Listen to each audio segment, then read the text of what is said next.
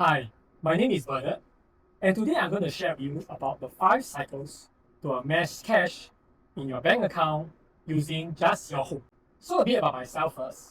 I have conducted many property seminars before to share insights into the property market.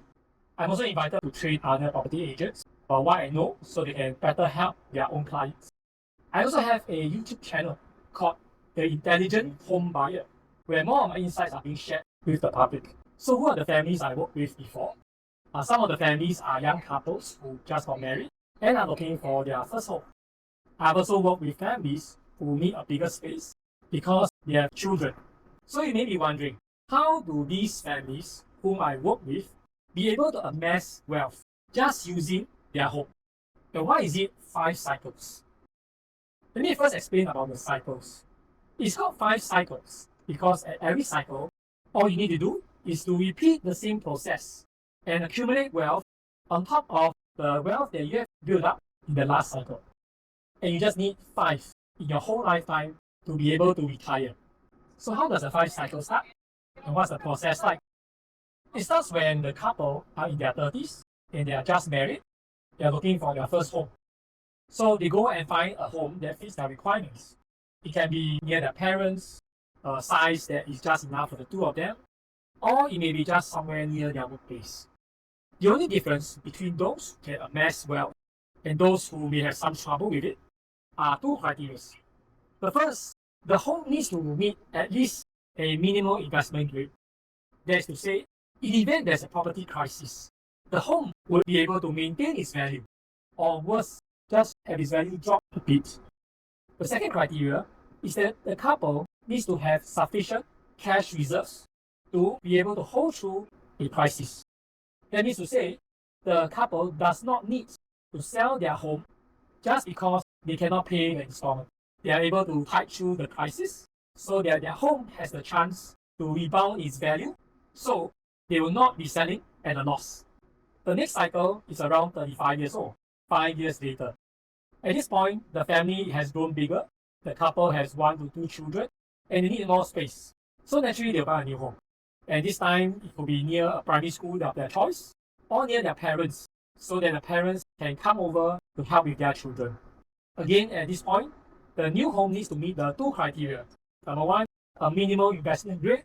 Number 2, to have sufficient cash reserves to support the monthly installments. The third cycle is where the couple is around 40 years old. This is the time where they start to compound on their wealth. The couple can choose at this point to sell their home, get a better one, and one of the spouse goes ahead and buys his or her first investment property. Now, because it's their first time buying an investment property, they will buy a small one so that it is manageable. The fourth cycle, the spouse which holds the investment property, now that they have managed it for about 5 years, they got some experience, then sells the small investment property and buys a bigger one. The fifth cycle, which is the last cycle, is when the couple is 50 years and beyond. At this point, they have 2 properties, so they have options. For example, they can keep both and pass it on to their children. They can sell off their investment property, use the cash to pay off all the loans on their current home, and they are debt-free. Or they can sell off their current place and move to a small one after their children have grown up, have their own families, and keep the investment property for rental. So this is how average families amass cash in their bank accounts in their lifetime. The concept sounds good, Bernard, but does it really work? Let me share a story about this couple, Ganesh and Pauline. In the year 2000, Ganesh and Pauline were just married and are looking for their first home. Their parents live in the Amass Cash area, so they decided to get a 3-room resale HDB flat as their first home. Now, in the year 2000, it was actually a bad year to buy HDB flats because it is when HDB prices were plummeting. But because they needed the flats, so they had to go ahead and buy, even though the market wasn't so good. In 2005, their family has grown bigger, and now they need to move to a bigger space. So they sold their HDB flat, and because they are doing pretty well in their jobs, they decided to go ahead and get a 3-bedroom condo at Grandeur 8. In all, when they sold their HDB flat, they only made 10K profit. Why? Because 2005 again was a bad time for HDB. It was a time where prices were falling again. So in overall, they only made 10K profit. For Grandeur 8, they bought it at 580,000. 5 years passed, and they are now around their 40s. The year was 2010, and the property market has just recovered from the global financial crisis. Ganesh and Pauline decides at this point to go ahead with their investment plan. So they went on to sell their Grandeur 8 at $1 million, making a profit of 420,000. Because both are now in their middle management roles with a better pay, Ganesh went on to buy a freehold condo called the Trellis Towers for 1.5 million. Pauline went ahead to buy the first investment property for the family at the Minton. It is a one-bedroom unit at 624,000. The couple held on to the properties until 2015. At that point of time, the market wasn't very good because property prices were falling. And because they actually did their sums and had a good cash buffer, they were not in a rush to sell. So they delayed 1 year to 2016 when they are about 46 years old. At this point, the prices were relatively flat, and Pauline decided to sell off the Minton and to invest into a bigger investment property. So she sold the Minton at 705,000, made about 81,000 profit, and bought the Gem Residences 3-bedroom unit at 1.55 million. Fast forward to today, they are still holding the two properties. However, the Trellis Towers is now valued at 3 million. The Gem Residences is worth 2.12 million and collecting a rent of about $5,500 every month. So at this point, they have options. They can choose to retire if they want to. Here are the common questions that families ask about this 5-cycle framework. The first question is, why start at 30 years old? Why not 40 or 50 years old? The answer is in the mortgage loan tenure.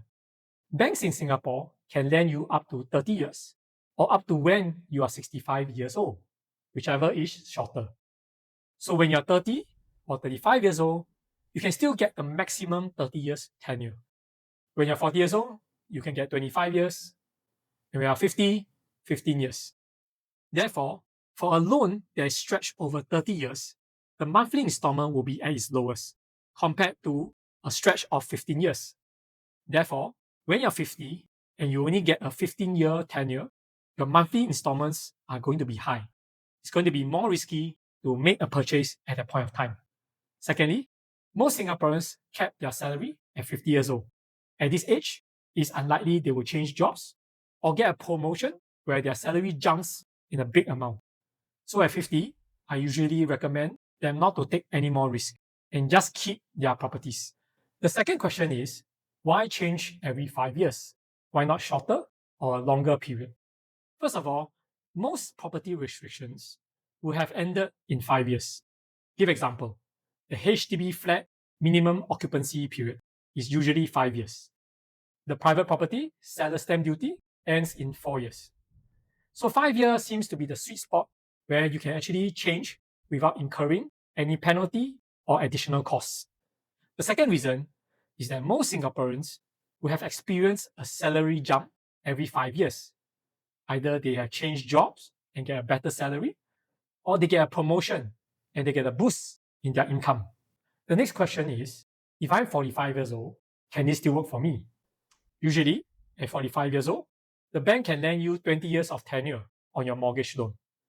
However, it is possible to speak to the bank to extend your tenure up to 75 years old, which is 30 years. However, to do so needs special requirements. So if you're in this category, do contact me to know more. The next question is, what type of investors is this for? First of all, it's for investors who have little or no time to keep tracking the stock market or crypto market to plan their entry and exit points in order to get a profit. It's also for investors who fear making bad decisions. Because for this framework, you just need to repeat the same process 5 times. So less decisions made, less chance of making an error. Lastly, is for investors who have no time to study in depth about the stock, the business behind the shares, the crypto market or forex markets. And you're investing in an asset that you yourself are using. which is your home. Here comes the two most important questions that families always ask. The first, how do you choose the right property to buy? And number two, how do you ensure that we can afford the new home? It's very common for families to worry about choosing the wrong property. So, we have a proprietary 25-star grading system where we grade every property objectively for its investment potential. From there, families get to compare different properties objectively and then choose one that fits their criteria with the highest potential and the least chance of falling values during a property crisis. When it comes to affordability, families usually don't worry whether they can come up with the money for the deposit or whether they can get the loan from the bank. Because for both of them, they will know the answer before they buy the home. The challenge is that after they buy the home, will they be able to afford the monthly installments? Especially when the crisis hits and they get a pay cut, or worse, they lose their income. So to solve the problem, we have a proprietary home moving review where we manage your risk by creating a cash buffer. So this cash buffer is meant to cover your monthly installments for a certain period of time which you may have lost your income, so that you're not forced to sell your home at a loss. But how much should you set aside? If you set aside too much, then it reduces the amount of cash you have upfront to buy your home. If you set aside too little, when the crisis hits, you may not have enough time to get back a job or get an income to support the monthly loans. So, to help as many families as possible build wealth, I have created a Amass Cash with My Home challenge. This is a free challenge for any family who wants to learn how to amass cash using their home. And in this challenge, you will learn the 25-star grading system and how to use it to compare between properties, and also how to manage your risk using the correct cash buffer. For more details on the challenge, continue looking at the website below.